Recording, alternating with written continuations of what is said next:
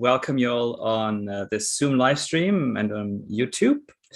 We're looking forward to a lively discussion today. For those of you who do not know the Global Research Network yet, it is a fantastic organization that focuses especially on helping early career scholars find ways in this ever more complicated world of academia, research funding, creating careers, making connections. We're a network for researchers that work independently, often outside of the traditional university, but we also have great connections with universities and are continuously spreading.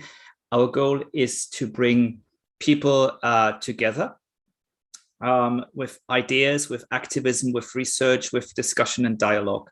We're really about new ideas and to bring old ideas to new life if they are worth bringing back to life, and to evaluate what's going on in the world of research and activism and how we can basically make things better, make people find ways that they can be heard. We are not limited to the traditional Euro-modern or global northern ways of thinking and doing things or centering things from there, but we are truly considering the global research network as something that is global.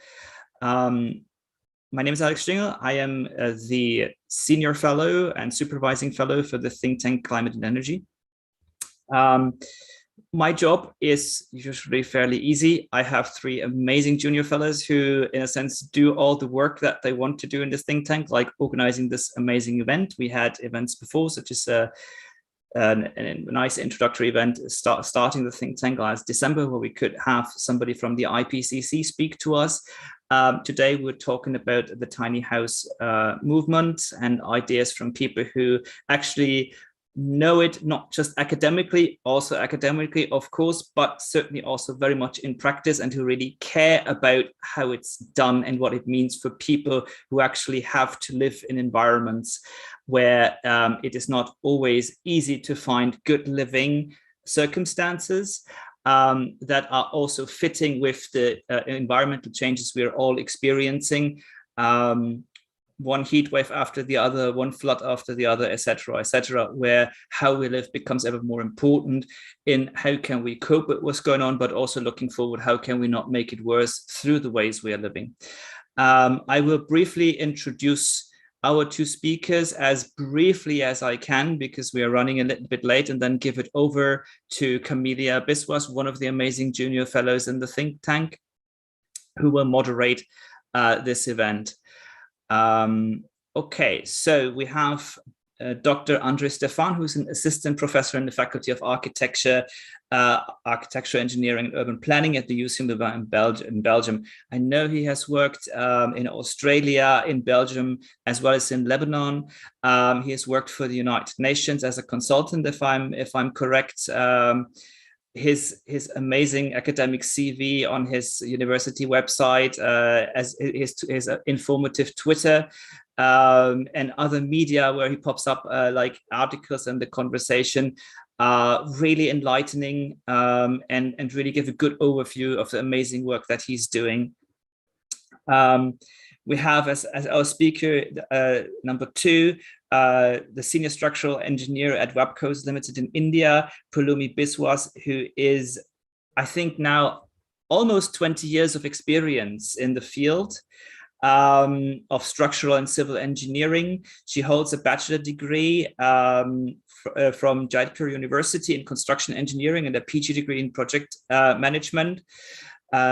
She has worked on projects and supervised and managed projects not only in India, but also in the US and other places, and with many, many international partners. These are two speakers who really, really know what it is that they are saying, not just from knowing, but also from doing. And with that said, I will give it over to Camelia to start this amazing event and not keep you any longer from what you really want to hear, which is hearing from experts. Thank you so much. Yeah, hi, thank you everyone for joining. This is the first event that the Climate and Energy has pulled together today for 2021. And this is about tiny house and the minimalistic perspective the tiny house has. So we will begin with both of our professor. First, we'll start with Professor André. I have asked Anissa to make him the co-host so that he can share his PPT. And the talk will be around, we'll keep it till 15 minutes for both the speakers. And after that, we'll open it to the discussion. We'll have our Q&A session, and we can discuss around the different aspects and the topic both of them will be talking about. So yes, Professor Stephan, the floor is on you. Please go ahead. All right. Thanks a lot for the intros and the very humbling intros, Alex. I'm not sure I can live up to everything that you said, but I'll try. I'll try my best. So I'll try to keep it short. I don't want to bore you too much with all that. So I'll try to go straight to the point so we can make the most out of the live discussion and leave some more time to Poulomi as well. So let's start with the context of where we're at. So we know we have quite dramatically increasing population all over the world, but in a very uneven manner across continents. And this is coupled with severe weather events that are obviously being caused by climate change and anthropogenic emissions. And so this is not looking very good, especially when you compound it with dwindling resources that we have. So we have a lot of resource depletions that are happening, notably across metals and the metallic minerals, because we're just using too much, and we struggle to find alternatives, as demonstrated by the resource scarcity hub at Yale University, notably with their material criticality work. And so given this not so nice context and humans trying to realize what they've done to the planet, there are some alternative ways of living that are quite dramatic in how they differ from what exists, but also yield significant environmental benefits. And one of these approach is a minimalist approach, and this is the tiny house movement. It's best exemplified through the tiny house movement. I remember that in the call out for this event, the Sustainable Development Goals 9 and 11 were mentioned in terms of what can be achieved by the tiny house movement. I can probably add a few others, but certainly Sustainable Development Goal 12, responsible consumption and production, because living in a tiny house is also first and foremost living responsibly with nature.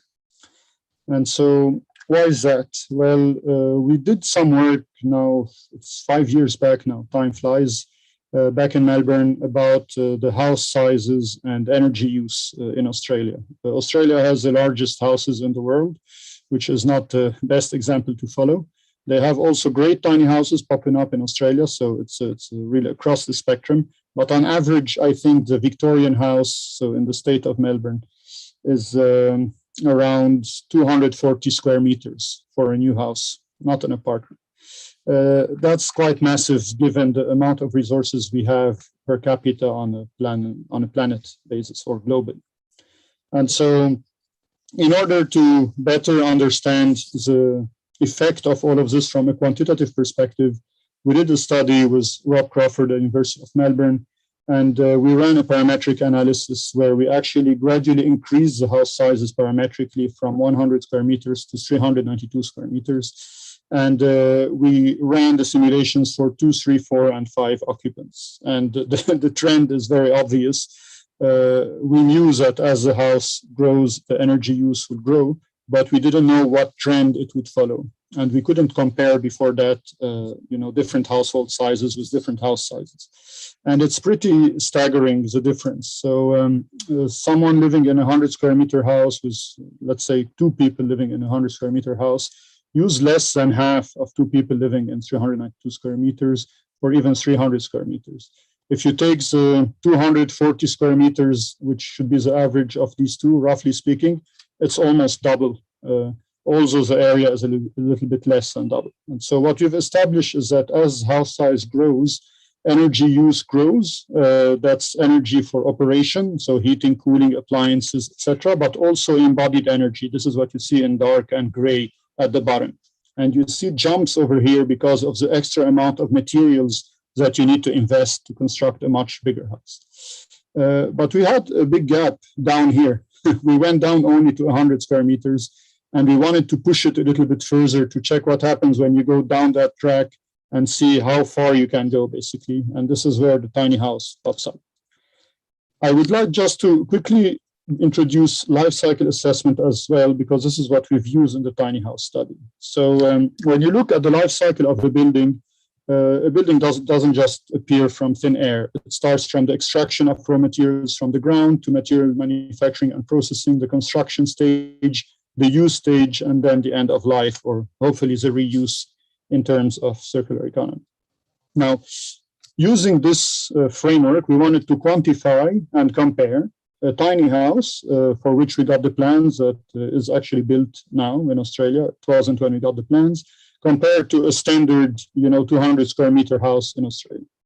We put 2 people in the tiny house and 3 in the larger house, and we looked at CO2 equivalent as a metric, so greenhouse gas emissions. And this is how the study looks like. So the tiny house itself is, pretty standard, 6 meters by 2.4 meters and 3.6 meters wide. High. It's around 12 square meters in floor area. This is a useful floor area. It's around 14 square meters, the gross floor area. And it's located in Australia. Obviously, we ran 2 simulations to check how the climate would matter. So we put one in Melbourne, which has a temperate climate similar to what you would have in Brussels or London, but with a bit less gray days. We also moved virtually both houses, tiny house and the standard house, to Brisbane with a subtropical climate to see how it would behave in a cooling dominated climate. And the interesting thing with this tiny house is that it used pretty standard materials. So we are not talking about a tiny house that is trying to go above and beyond in terms of bio-based materials, reusing existing materials. It's pretty standard according to Australian construction practices. So it's using timber framed walls, plasterboard inside. It has a corrugated steel roofing, particle board and laminated timber flooring, weatherboard cladding, and it has even single glazed aluminum framed windows, which is forbidden to use in many places in Europe, but still the case in Australia. So this is, it's a pretty standard / poor, energy from an energy efficiency perspective or from a material perspective. I also put the reference down there of the conference paper in which we present these results if you want to dig a little bit deeper into them. In terms of how did we quantify embodied greenhouse gas emissions and operational greenhouse gas emissions, we use the EPIC database that we developed for Australia, which is a database of hybrid embodied environmental flow coefficients. You can visit epicdatabase.com.au if you need more info about that. And basically, we took the bill of quantities of the materials in the tiny house and the standard house and multiplied it by relevant coefficients per material. When it comes to operational greenhouse gas emissions, we ran energy simulations for heating and cooling and used standard energy use for typical appliances. And we also took into account the upstream energy losses and converted them to greenhouse gas emissions according to electricity production or gas production, etc. We took 50 years as a standard period of analysis because this is quite common in terms of life cycle assessment of buildings. Also, we do hope that buildings live a lot longer than that, hopefully into the 500 years, but that's maybe too much wishing. All right, this is how the results look like. So you have on the vertical axis tons of CO2 equivalent per capita, so we can compare both houses with different household sizes. You have the tiny house at the bottom and the traditional house at the top. The blue lines are for the Melbourne climate and the orange one for the Brisbane climate. And what you can see, obviously, is that per capita, we have a massive reduction. If we look at the Melbourne climate of up to 70% in terms of greenhouse gas emissions. And a lot of that comes from the reduction in embodied emissions, which is almost insignificant in terms of the tiny house compared to the standard house, as well as in the operational one. The other main difference that you see is that the difference between climates is much more accentuated in the case of the standard house compared to the tiny house. And this is because of the gross volume to heat and cool, which is much, much smaller. And the associated energy increases in a different fashion in terms of house size, as we've seen in the previous research we did. And so this is reflected here as well. So if you want to summarize some of the differences that we saw, and this is quite important, the share of embodied greenhouse gas emissions, we're talking initial and recurrent, so for replacement of materials over time, over 50 years, is relatively small for tiny house. It's only about 11 to 13% of the total life cycle greenhouse gas emissions, compared to up to 56% for the standard house. And this has significant repercussions in terms of, climate change mitigation, notably because these emissions, and mostly the initial embodied greenhouse gas emissions, are locked in. We have already emitted them when we built the house. And so there is much less scope for reducing the emissions to come in the 50 years ahead. When we look at the standard house, this is quite bad because we already pollute so much and contribute to climate change. And these are locked in. We cannot do anything about it. In the tiny house case, we invest very little at the start. And so there is great potential for using renewables or improving efficiency into the future, etc., to reduce the additional around 80% or 90% of operational greenhouse gas emissions. When it comes to operational greenhouse gas emissions, it's really important to emphasize the fact that in the tiny house case, like emissions related to appliances, hot water, etc., represented up to 80% of the total, which is not the case. In the case of the standard house, it's much more evenly distributed across heating, cooling, and appliances. And this means also, and since most appliances are powered by electricity, that there is great potential in the use of renewables and coupling them with tiny houses to further reduce greenhouse gas emissions due to operation. So what to make out of all of this? If you need to remember three things, I'd say. The first one is that having a tiny house in an Australian condition compared to a standard house can reduce greenhouse gas emissions from the construction, maintenance, and operation of your house over 50 years by up to 70% on a per capita basis. The other main takeaway lesson is that the embodied greenhouse gas emissions, the share of embodied greenhouse gas emissions of a tiny house as compared to operational greenhouse gas emissions is much tinier in percentage and proportion as compared to standard housing. And that means that you don't lock in a lot of emissions upfront, and that enables you to curb the emissions to come in time by carefully selecting materials for replacement or by investing in renewables for operational energy use. The last point that I'd like to make, and this is something we've been trying to advocate for a while, is that we think, both Rob Crawford and myself and other researchers, obviously, that it's really critical to try and embed house size in energy efficiency, carbon budget, environmental policy, whatever you want to call it, associated with housing. Current indicators, notably energy efficiency indicators for heating, for example, per square meter or on a per square meter basis, tend to favor larger houses because the energy increase with house size is less than the increase in size itself. So it's easier to make your house bigger to meet the target. But if you make your house bigger, you need more materials, you need more space to heat and cool over time. And so paradoxically, it defeats the whole purpose of meeting these benchmarks. So we really believe that there should be a characteristic or criteria that take into account house size as well, and to correct for house size according to climate and location and materiality, so that we can together have robust environmental policies that is embedded in housing policy, so that we can help mitigate climate change and achieve the sustainable development goals without really ruining the ecosystems on which we rely. That's it. Hope it's clear. Thank you. Thank you, Professor Stephan. That was a very comprehensive presentation. We got a lower note about it, and we'll discuss about it, I think, once we are done with the presentation by Poulomi ma'am. So I would ask ma'am to share her screen, and can start with her presentation. Thank you, Camille. Yeah. So today I'm going to present, you all know the topic, that tiny house, whether it is a minimalistic, minimalist perspective. Okay. So I am presently doing the tiny house concept. I am presently executing the tiny house concept though it is for the special economically weaker section people, which is aided by Government of India and state governments, the state governments of different states. Okay, so now we are approaching towards the minimalistic approach, minimalistic concept. Okay, so we can recall that Dalai Lama once said that if one's life is simple, contentment has to come, and simplicity is the extremely important for happiness.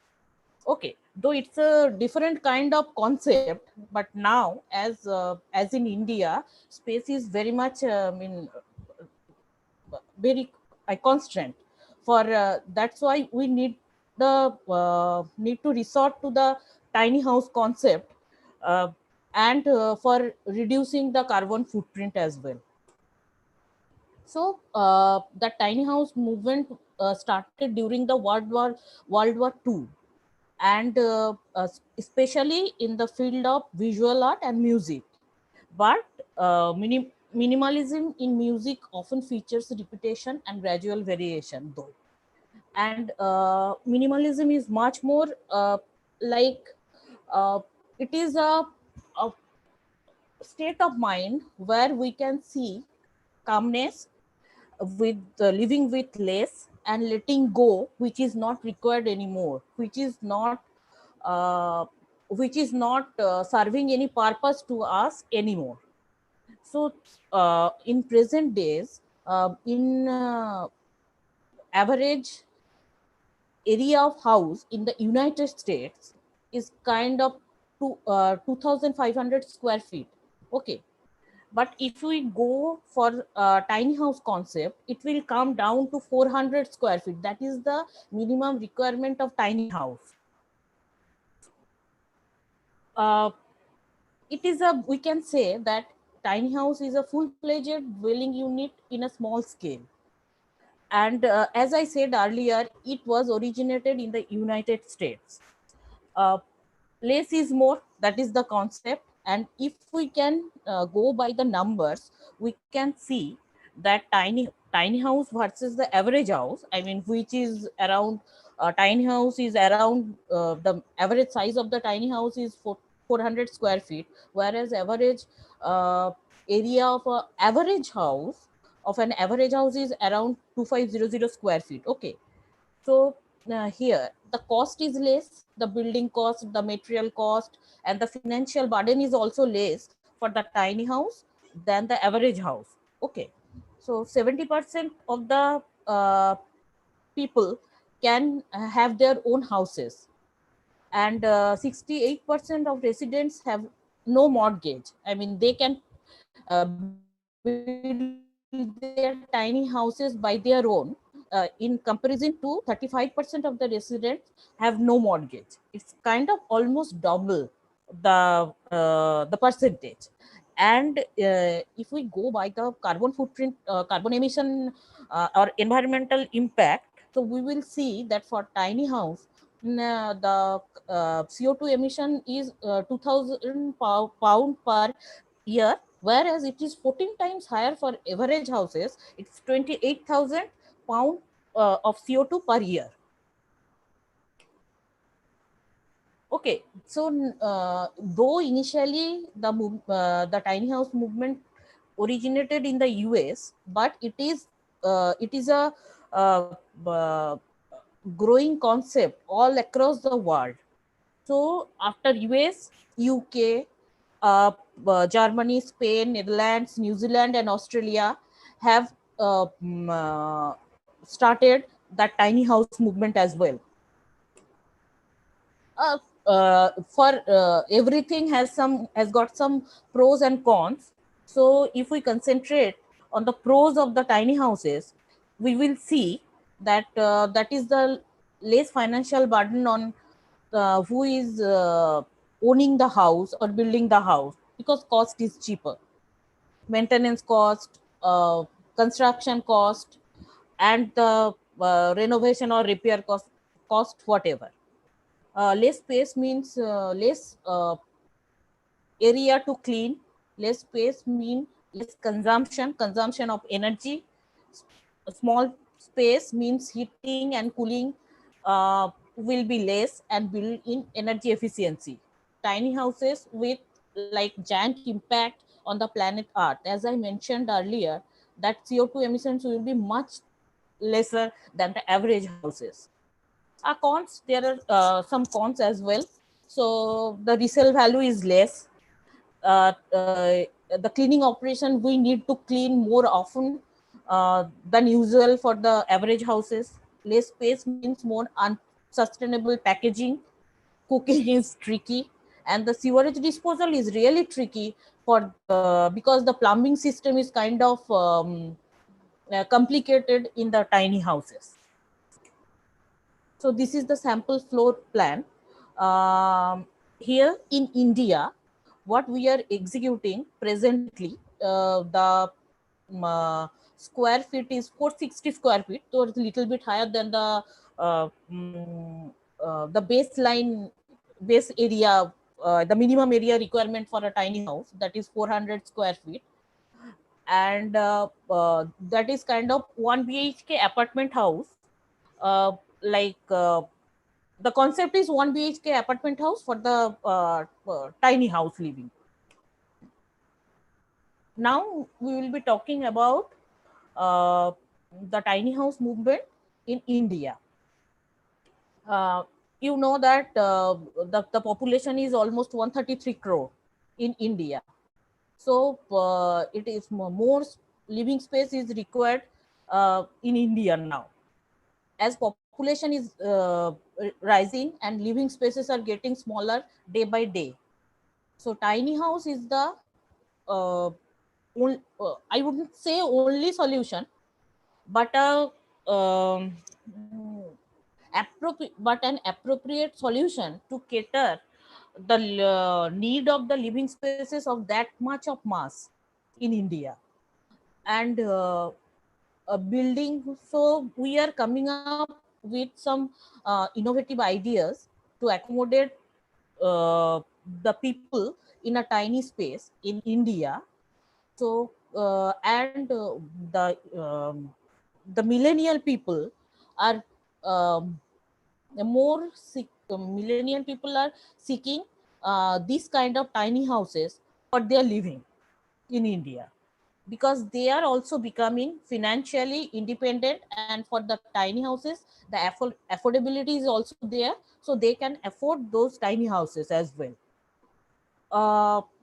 Now we are for lesser, so that key for lesser impact on the environment, we are coming up with some sustainable materials as construction materials, like eco-friendly materials, like the bricks is the bricks which are made from fly ash, which is a byproduct of the thermal power plant, so we can use that one.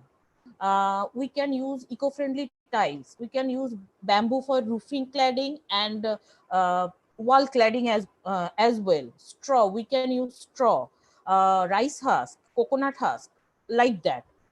We can use the ceiling for natural cooling. We can use the float to ceiling height a bit higher than the usual houses, I mean average houses, which is around 2.8 meters. So we have to increase the height for natural cooling, and we have to use windows. We have to increase the number of windows for lighting and air purpose. And now tiny houses in India, government of India has launched a program, housing for all, by 2022. So government of India is now promoting the tiny house concept, and though it is for the, I said earlier, it is for the weaker section and lower income group of people.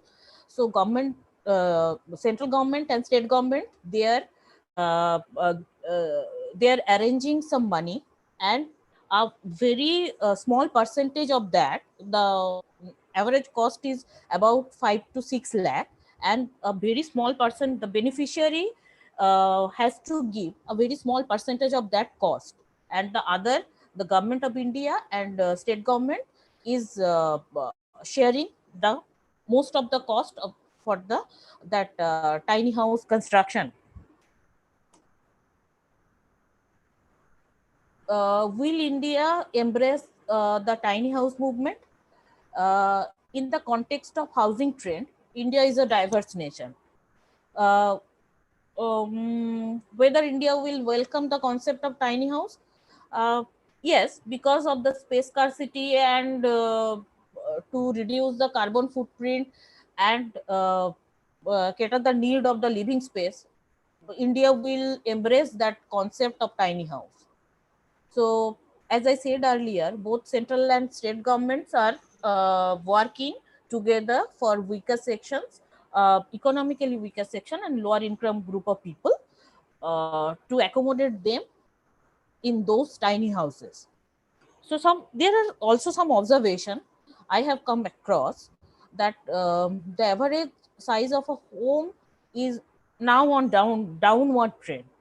So millennials are choosing smaller size of home. A tiny houses is equal to affordable housing because the cost is less. The possible impact on India's housing market, it is not yet quantified. We do not have that much solid data whether this will have the popularity, this will gain the popularity, but at that moment we cannot, it is not quantified yet. So what is the takeaway for that research? I would say the pandemic due to COVID-19 has reinforced the need for affordable housing. Affordable housing means smaller size of houses as a natural consequence, and also from environmental point of view, tiny houses are the solution. Professor Stephan also has mentioned that regarding the carbon emissions. So, can tiny houses be democratic housing solutions for India? Yeah, definitely. For a population for 133 crore population, so that will definitely cater the need of the living space. So about 40 square meter is adequate for decent and comfortable living for a member of 4 to 5 people family. We can use the we can have the multiple use of the same space. Urban India today faces the space problem. There is space crunch in the urban India. So that can be a solution. Tiny house concept can be solution, as we can go. I mean, if it is a high rise with a 40 square meter area apartment and 4 to 5 flats in a floor, we can accommodate many number of people, many number of families in that tiny houses. So affordable housing schemes by the government is a welcome beginning, though it has several shortcomings to be successful. Tiny houses are not a choice in India, rather than it is a compulsion. So though we can call it tiny house, but it has got a giant impact. The tiny house concept has got effect on 3 P's.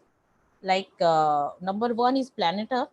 First and foremost is planet Earth, then the people, and then the price. Okay. So planet Earth, we are reducing by constructing tiny houses, we are reducing the carbon emission, and carbon footprint is getting reduced. And we have to choose rather green concept of construction, sustainable building materials, so that we can save our planet Earth. At the same time, more and more people are opting for tiny houses. Society also gets benefited. I mean, those section of people who cannot afford a house by their own. So with these kind of schemes, we can help those people, those part of the society, to have their own space, own living space. And the price, definitely, it is smaller in size. So it is less financial burden on the people who are opting for the tiny houses. So that's all about my presentation. Thank you, everybody. Thank you, ma'am. Thank you. Thank you, both the speakers, for such a detailed presentation around the tiny house. Obviously, I think we all have actually seen tiny house in various podcasts, thought about, have heard about it in podcasts, in these different vlogs. And I think there are different shows like Tiny House, Big Living. I think we all have talked about, I've seen around this thing, but we haven't thought about how it can actually impact our lives. And and it actually kept me thinking that, is it possible? Because tiny houses have always been in the around the globe, mainly in global north, and mainly in places where there are spaces. So if you see, these houses are built in spaces where people have a backyard, people could have a place they can bring they've transformed their van or caravan into tiny house. This is how I think the idea has come from there. So it was a very different, both the presentations were very different. And obviously what Professor Stephan had talked about is this life cycle energy, and which is very interesting because it somehow gives us this understanding how from a raw material to how it is getting disposed, on how it is again getting back to the earth, and how there we can actually reduce our greenhouse gas emission through different different uses of material and all. So I have two questions to both of you, and then we can open it to the floor. And the first question is, I think anybody can answer it, but I think this question is basically meant for Professor Stephan, because I was very interested in the whole idea about this life cycle energy, because I think a lot of people have started to doing this cost analysis and life cycle analysis and the assessment. And a lot of places, specifically in America, a lot of people have started to complain, or rather question about this space heating energy. So when I think there's this whole idea about operational energy, this embodied energy that is produced, and the space heating energy. So how can this energy be efficient? I mean, are there researches going on to make more efficient tiny houses, or is there any more the material that can be more usage of reusing of the materials rather than rebuilding them from the scratch, rather than reusing them? So could you shed some light in that thing? Has there been any work, or what are your takes on this? And we'll go first with Professor Stephan, and then I have a question on a general question. So if Professor Stephan have any thoughts around that. Thanks a lot, Camelia. Thanks also, Poulomi, for the great presentation. Very informative and comprehensive as well. Yeah, certainly. So it's an endless topic. I think we can take at least a few hours to discuss just what you have mentioned. But I'll try to be brief. So what I presented here was really trying to take, if you want, the worst case tiny house, which uses exactly the same materials and is not energy efficient, and see how it performs.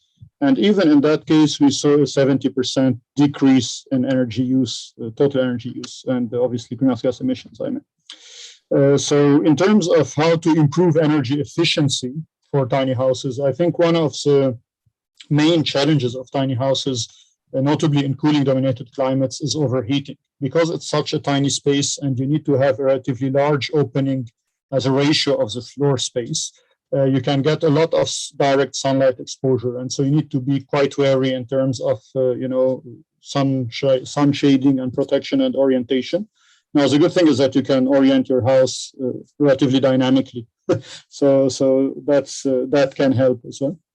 What I'd like to mention as well, and we don't have time to expand too much on that, but obviously tiny houses are quite a good candidate in terms of thinking in line with the circular economy and material reuse and urban mining and extracting materials from existing houses to build many tiny houses. The fact that they are small means that you don't need a lot of materials to make a lot of value, which is typically the problem, because when you need to salvage materials from existing buildings, you typically can't salvage a lot in a very good quality. But you can salvage a lot when it comes to a tiny house in terms of quantities. So it makes it quite a good candidate for that. This dramatically reduces embodied greenhouse gas emissions, but we already saw that these do not represent a significant share. So the main focus in tiny houses can go towards more renewable energy sources in terms of bringing greenhouse gas emissions down. And obviously energy efficiency, not only for the sake of energy efficiency, but for the sake of comfort as well, in terms of radiant comfort, surface temperatures inside, etc. So there are lots of research that's been done on that. It's typically on any house size, but you can apply it to the tiny house concept. In that case, in particular, overheating can be an issue. And to wrap it up, I'll say that there are really good candidates for reusing existing materials and from different sectors as well. So looking forward to some additional experimentation in that field.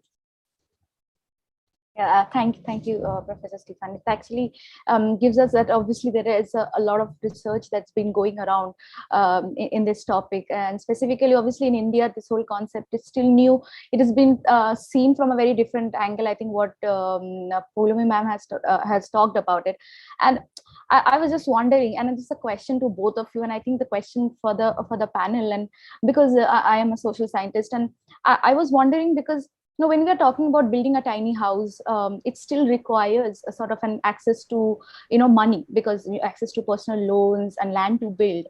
And so obviously it's just in reduction in sizes and also change in the lifestyle. But are we actually answering to the main idea about, equal living or giving houses to the homeless? Because that was the idea, the main idea of the tiny movement. And because at the end of the day, it has to be thought about affordable. But several of this tiny house concept have come out with thinking to be, affluent people or rich people who are just trying to live a very, minimalistic living, a sort of sustainable living. But again, the what my question was, is it actually answering to truly an answer to the urban inequality or capitalizing the need of the growing demographic? And it's just a question because obviously that's not Professor Stephan working on, but I think you guys are working with the people. You've seen how it is working. Also, I would like to know your views around this. Yeah. Actually, in India, the concept has been initiated for the weaker section, economically weaker section of people. So I guess your question was that whether we are catering the need of those people or not. Yeah, in India, the statistical data is not available.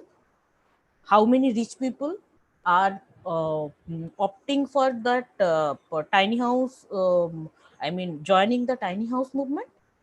But definitely for rehabilitation purpose and for the economically weaker section of people in India, those people are getting rehabilitated to the those tiny houses. Yeah. Okay. Yeah.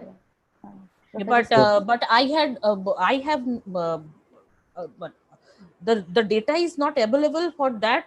Your other question, the living equality. I guess it is not yet answered. Not yet initiated, I would say.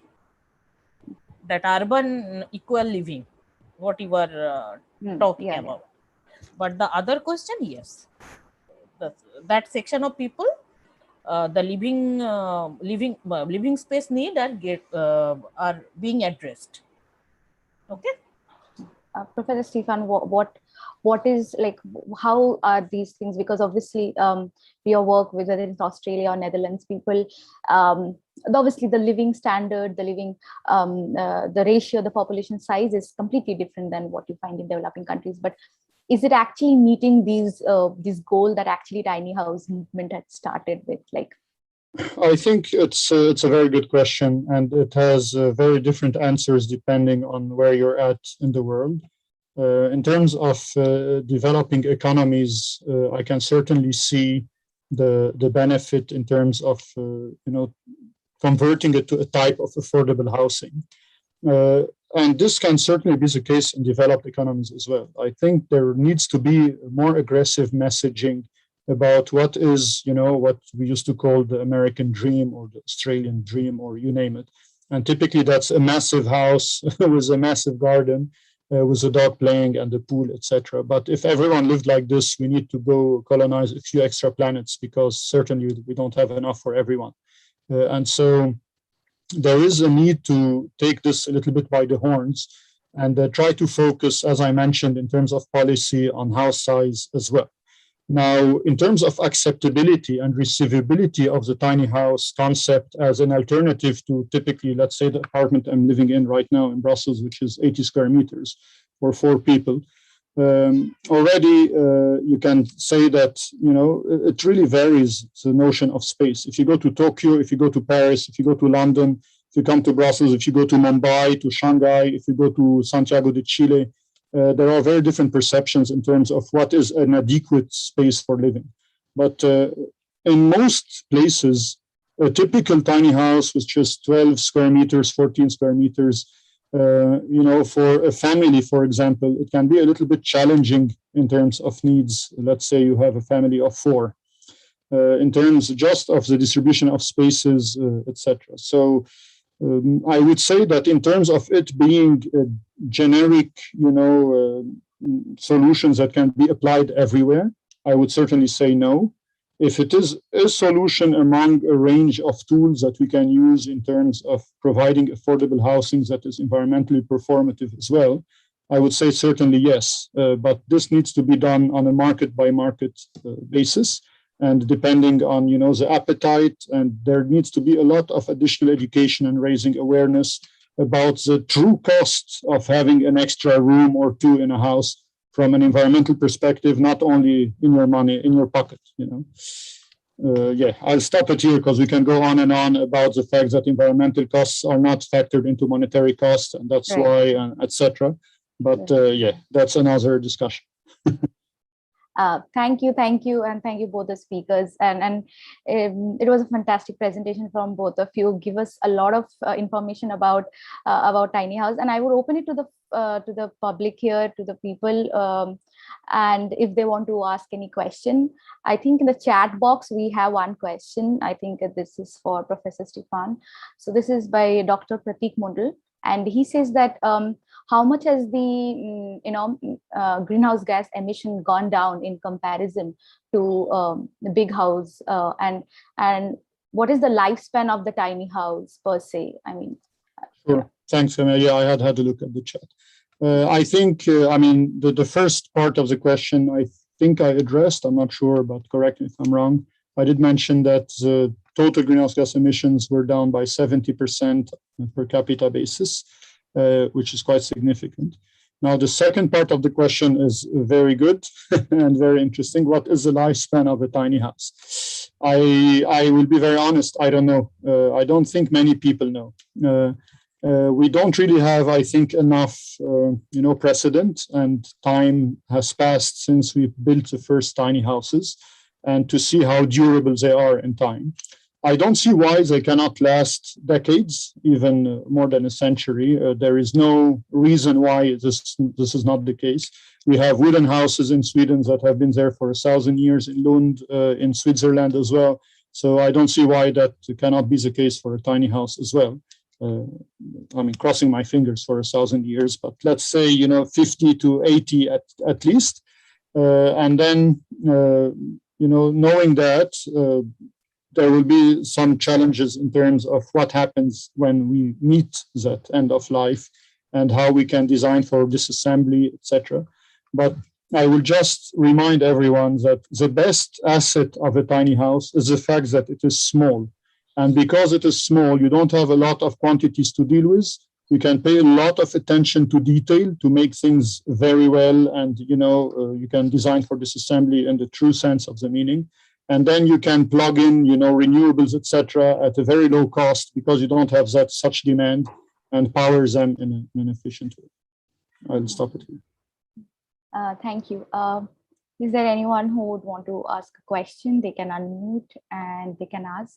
I have another question from Anisa, I think this is a very it's a question that we all want to see. But what is the greatest challenge to the tiny house movement? And I think the challenge would be very different in perspective to I said. You mentioned about different spaces, different areas. I mean, whether it's from Brussels to Mumbai, Kolkata, or whether it's in US. And I think both of you can give us the insight to one of the greatest challenge you think the tiny house movement has, particularly around your research, around your work. Yeah. Poulomi, go ahead, please.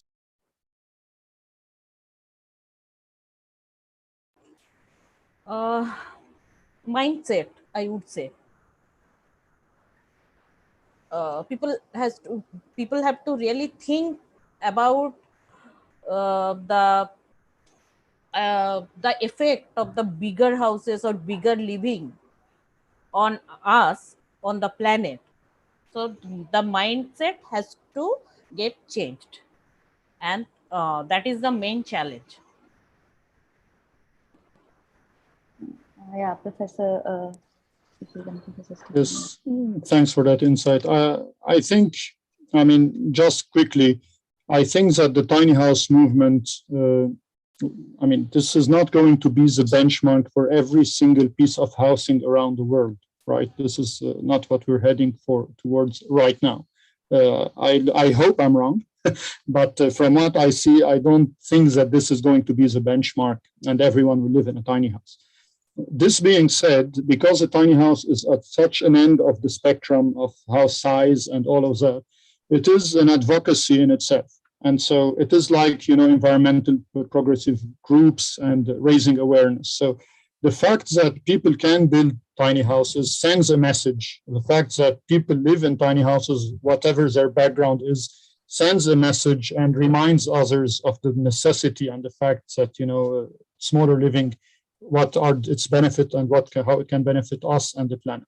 So in terms of the greatest challenge of what I see, at least let's say in a developed economy context, I think there needs to be a little bit more aggressive messaging and convincing of the benefits of reduced housing size, not necessarily going all the way down to tiny house. But by pushing for tiny houses, we are, raising the awareness globally that, hey, well, if you have one less room, this is how much you can save, this is how much you save the planet. There might be some, tax incentives or financial incentives for people to try and encourage them to downsize a little bit. This is starting to happen, and notably for elderly people after the kids have left home. It's kind of a natural way here. But this is what I see as the greatest challenge, the lack of, information about it. That's number one. And the lack of information about its actual benefits that are informed and research-based. I think we have got another question by Tiamat, and she says that do there seem to be more occurring tiny houses out of necessity or out of desire to be environmentally friendly, or just a desire to live in tiny house? I mean, if you can just, what are your ideas? I mean, yeah, I'll just continue on that. As I mentioned before, I think it depends greatly on the context. If you go talk to someone in upper state California to go move from the Mac mansion to a tiny house, then for sure it's going to be out of a minimalist approach and to life and trying to let go of all the materiality. But if you go talk to a refugee in Lebanon that is a Syrian refugee and you offer them a tiny house, then they might run to it out of necessity. So it really depends. I don't think there is one answer to that question. It is so context dependent that I wouldn't dare give an answer. Is there anyone with the question? Because I think these discussions can go on, because it's an idea that has actually come up way back, and I think people have have these caravan and RVs. They have been staying there, and since then, I think it has sort of ideated that concept, and how people right now, I mean, everyone thinks of living a downsized living, and specifically if you see the architecture and the interior of these tiny houses, and I think a different topic would go there, because they are so efficient, though so space efficient. They look extremely exquisite and beautiful, that you feel like want to live in there. I think there are different hotels or resorts. They've also turned into this whole tiny house concept, so that they give the people that particular experience. So again, I think that is an experience that people want to enjoy, how a tiny house is actually. But people who are living there for years and years, who have actually changed their lifestyle into it, both the perspectives are completely, I think different here. I think Alex, if you have some last few words or some questions to our speakers, you can. I think we planned, if I recall, for around an hour, which with our slight delay we have arrived at. Yes. And I think people will probably have made plans accordingly around the event. Yes. Therefore, it's just my great honor and pleasure to thank these two amazing speakers, Dr. Stephan and Poulomi, Biswas, for really making this new movement come to life for us in our minds, and see the potential, but also, of course, accept that there, as with anything else that's promising, there are challenges, and looking at ways to overcome those. But we all know that we need to think about living differently at this point in time. And it is really, I think, amazing that we have, first of all, great speakers who come to speak to us about these things at the GRN, but also that we have such wonderful junior fellows like Camelia, and also the other two junior fellows in the think tank, who organize these events, who bring people together. So my thanks from my end to Camelia, and my thanks also, when we say bring people together, to you in the audience who have been here today, who have listened, and who I hope will not only have listened, but really taken something forward with you. To rethink and redo in your own practices and in your own future lives. On behalf of the GRN, I can only say, I think most of you probably do know the GRN. If the GRN is new to you, just check it out, grn.global. There's several events upcoming this month from the GRN. Our think tank is going to have, I think, in December, our next event, which will be around water policies in India. As well as there's going to be a conference coming up that I organize next year, on different ways of bringing law, transnational law, and economics together to rethink environmental change, to rethink the climate, to rethink the water, food and energy nexus in more inclusive and integrative ways. So there's a lot going on, and you can find out through the website. And then it is the last thing I have to do, I think, with great thanks, to end this session, to say goodbye to you all, and have a great time, an amazing day, and do amazing things today. Okay, bye. Bye. Thank you for the speakers. Thanks, audience, for joining. It was nice hearing from both of you.